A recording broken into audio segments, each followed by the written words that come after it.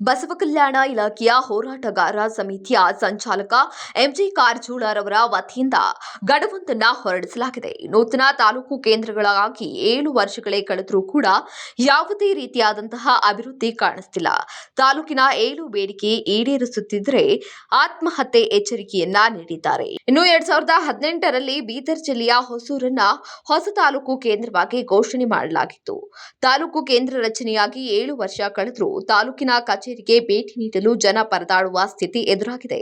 ಯಾಕಂದ್ರೆ ತಾಲೂಕು ಕೇಂದ್ರದಲ್ಲಿ ಸರ್ಕಾರಿ ಕಚೇರಿಗಳು ಇಲ್ಲ. ಹಾಗೆ ಹಲಸೂರು ತಾಲೂಕು ಕೇಂದ್ರದಲ್ಲಿ ಸದ್ಯ ತಾಲೂಕು ಪಂಚಾಯತ್ ತಹಶೀಲ್ದಾರ ಕಚೇರಿ ಬಿಟ್ರೆ ಇನ್ಯಾವುದೇ ರೀತಿಯಾದಂತಹ ಕಚೇರಿಗಳು ನಿರ್ಮಾಣವಾಗಿಲ್ಲ. ಇನ್ನುಳಿದ ಕಚೇರಿಗಳು ಇಲ್ಲದಿರುವುದಕ್ಕೆ ಜನ ಬೇಸತ್ತು ಹೋಗ್ತಾ ಇದ್ದಾರೆ. ಗೆಡ್ಜೆಟ್ ಆಗಿ 2 ವರ್ಷಗಳು ಕಳೆದರೂ ಕೂಡ ಸಹಯೋಗ ವಲಯದ 16 ಗ್ರಾಮಗಳನ್ನ ಸೇರ್ಪಡೆ ಮಾಡಲಾಗಿಲ್ಲ. ಇನ್ನು ಎಂಬಿ ಪ್ರಕಾಶ್ ಆಯೋಗದ ವರದಿಯನ್ನ ಯಥಾವತ್ತಾಗಿ ಅನುಷ್ಠಾನಗೊಳಿಸಬೇಕು ಎಂದು ಆಗ್ರಹವನ್ನ ವ್ಯಕ್ತಪಡಿಸ್ತಾ ಇದ್ದಾರೆ.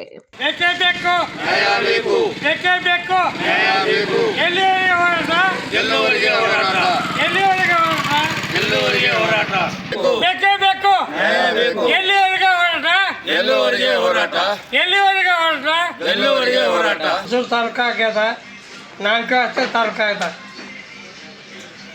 ನಮ್ಮ ಬೇಡಿಕೆಗಳು 7 ಇವೆ. 7 ಬೇಡಿಕೆ ಸ್ಪಂದನೆ ಆಗಲಿಲ್ಲ ಅಂದ್ರೆ 24/3/2025 ಸೋಮವಾರ ಮುಂಜಾನೆ 2 ಗಂಟೆಯಿಂದ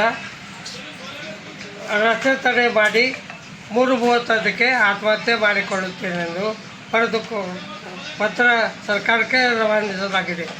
ಏನು ಭೀ ಸ್ಪಂದನೆ ಮಾಡಲಿಲ್ಲ. ಈ ಕಚೇರಿಗಳು ಅಂತೂ ಇಲ್ಲೇ ಇಲ್ಲ.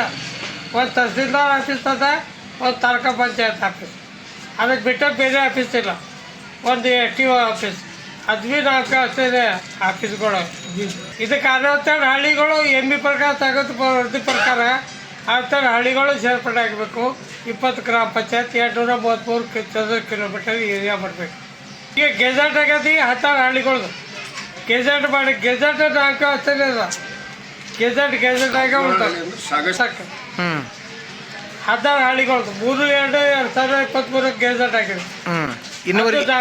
ಅದು ಇಲ್ಲಿವರೆಗೆ ಇಂಪ್ಲಿಮೆಂಟೇಷನ್ ಆಗಿಲ್ಲ. 18 ಹಳ್ಳಿಗಳೇ ತಾಲೂಕದ. ಬೇಡಿಕೆ ಇರ್ತಿದ್ದ ಆತ್ಮಹತ್ಯೆ ಮಾಡ್ಕೋದು ಪಕ್ಕ. 31 ಥರ ಬಂತು. ಏನೋ ವರದಿ ಸರ್ಕಾರದಿಂದ ಏನೋ ಸ್ಪಂದನೆ ಮಾಡಿದ್ರು ಅಂದ್ರೆ ಬಿಡ್ತೇವೆ. ಇಲ್ಲಾಂದ್ರೆ ಪೆಟ್ರೋಲ್ ಹಾಕ್ಕೊಂಡು ಅಥವಾ ಏನೇ ಮಾಡ್ಕೊಂಡು ರೂಢ ಹಾಕ್ಕೊಂಡು ಸತ್ತೋಯ್ತೇವೆ. ಸಾಕಾಗ್ಯದ. ಇಲ್ಲಿವರೆಗೆ ಹೋರಾಟ ಮಾಡಿ ಸಾಕಾಗ್ಯದ.